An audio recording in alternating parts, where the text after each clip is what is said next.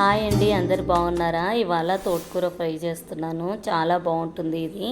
ముందుగా స్టవ్ వెలిగించుకొని బాండిల్ పెట్టేసుకొని బాండిల్లో 2 స్పూన్స్ ఆయిల్ పోసుకోవాలి. తర్వాత పోపు గింజలు వేసుకోవాలి. అవి కొద్దిగా వేగిన తర్వాత ఉల్లిపాయలు, వెల్లుల్లి, ఒకటి ఎండుమిర్చి వేసేసుకోవాలండి. ఇట్లా గోల్డెన్ కలర్ వచ్చేంత వరకు వేపుకోవాలి. ఇప్పుడు కరివేపాకు వేసుకోవాలి. తోటకూరని సన్నగా కట్ చేసేసుకొని కడిగేసుకొని శుభ్రంగా వేగిన పోపులోకి వేసేసుకోవాలండి.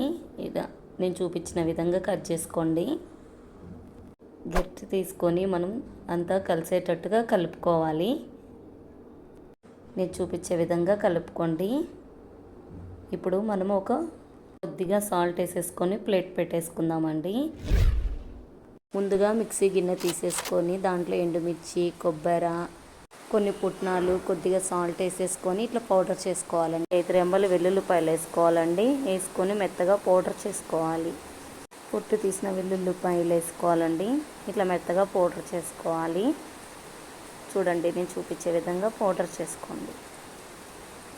పౌడర్ రెడీ అయిపోయిందండి. ఇప్పుడు తోటకూరలో ఇది పౌడర్ వేసేసి మనం కలిపేసుకోవడమే. ఆకుకూర ఫ్రై అయిపోయిందండి. ఇప్పుడు ఈ పౌడర్ తీసుకొని ఆకుకూరలో వేసేసి కలిపేసుకోవాలి.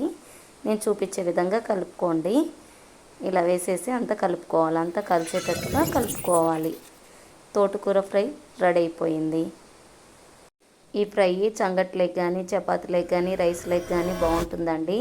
సంగటి వీడియో కూడా ఉందండి. మీకు కావాలంటే డిస్క్రిప్షన్ బాక్స్లో ఇస్తాను.